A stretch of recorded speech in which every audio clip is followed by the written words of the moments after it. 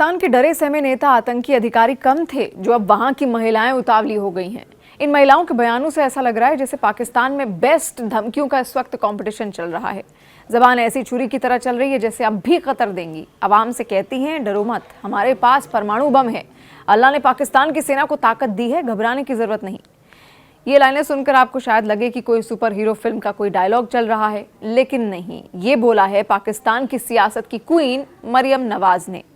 ये पाकिस्तान के पूर्व प्रधानमंत्री नवाज शरीफ की बेटी हैं। अब यकीन नहीं होता कि ये मरियम नवाज की जबान है या फिर फौज की स्क्रिप्ट। मरियम नवाज अपनी आवाज में बोल रही हैं या फिर पाक फौज का कोई टेलीप्रॉम्प्टर पढ़ रही हैं। पाकिस्तान में पॉलिटिकल कठपुतलियों का खेल इस वक्त चल रहा है, मरियम हो या पलवाशा।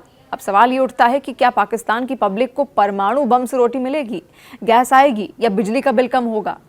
मैडम मरियम की बातों को सुनकर आपको ऐसा नहीं लग रहा जैसे किसी डरे सहमे डरपोक व्यक्ति को हथियार पकड़ा कर कहा जाता है कि अरे तुम बहुत बहादुर हो, बिल्कुल डरना मत।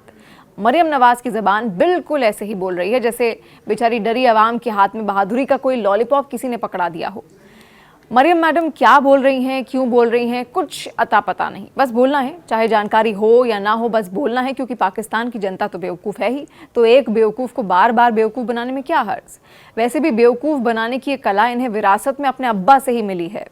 जिस सेना के बलबूते मैडम मरियम हवाई बातें कर रही हैं, सबसे पहले तो ये बताएं कि इतनी बहादुर है अगर इनकी सेना, तो इनके सेनाध्यक्ष आसिम मुनीर ने अपने परिवार को कनाडा क्यों भेज दिया?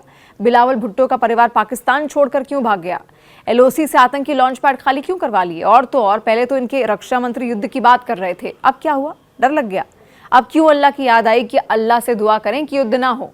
और मैडम मरियम को अपनी सेना पर अगर इतना ही फक्र है तो ये भी बताइए कि ये बलूचिस्तान में आपकी सेना की बहादुरी को क्या हो जाता है? बीएलए वाले कभी आपकी ट्रेन हाईजैक कर लेते हैं, कभी पाकिस्तानी अधिकारियों को मार देते हैं और आपकी सेना देखती रह जाती है।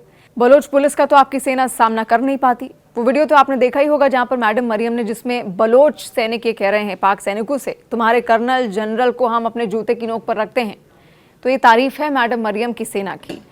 मरियम बीबी कहती हैं कि डरने की जरूरत नहीं क्योंकि फौज ताकतवर है। लेकिन बीबी, जो फौज आपके अब्बा को ही देश से भगा चुकी है, उस पर इतना भरोसा कैसे?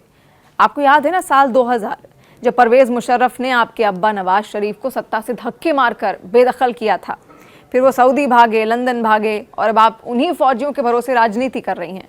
इसको कहते हैं राजनीति में वक्त के साथ झुकते जाना। ये वही पाकिस्तान आर्मी है जिसने कभी इनके अब्बा नवाज शरीफ को देश निकाला दिया था। और तभी तो मैंने कहा कि आवाम को बेवकूफ़ बनाना इन्होंने अपने अब्बा से ही सीखा है, क्योंकि पाक आर्मी इनको भी ना खदेड़े तो सेना के तलवे तो दबाने पड़ेंगे और सेना जो कहेगी वो करना भी पड़ेगा। बस वही कर रही हैं मरियम नवाज।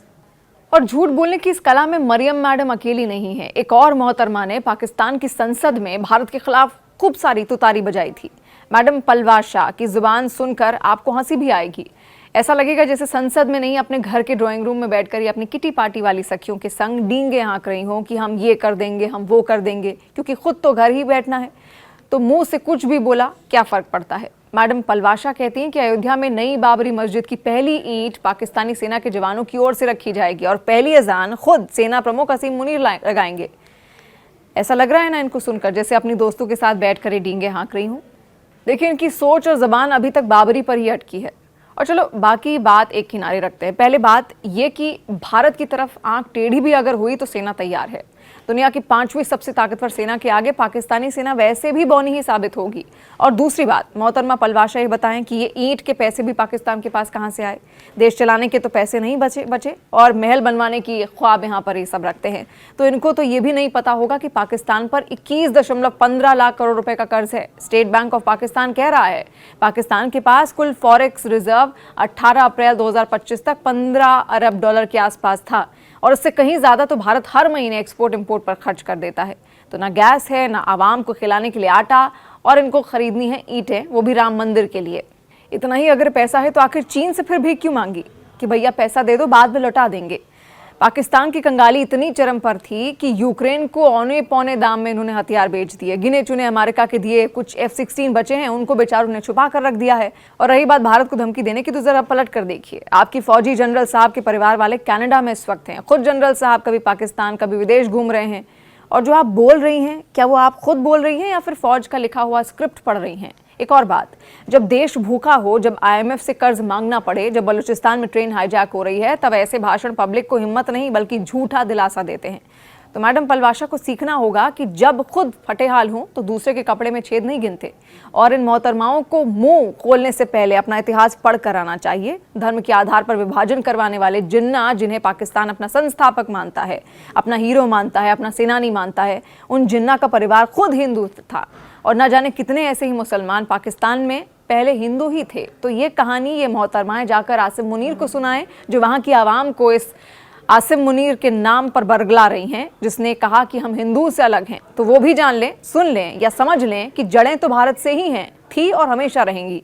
और ऐसा ही नहीं, भारत को सब पाकिस्तान का बाप ऐसे ही नहीं कहते। तो कुल मिलाकर सवाल यही है कि क्या पाकिस्तान की राजनीति अब सिर्फ डर दिखाने और जनता को बहलाने फुसलाने तक ही रह गई है? क्या भारत को इन धमकियों पर ध्यान देना चाहिए या फिर इन्हें नजरअंदाज कर देना चाहिए?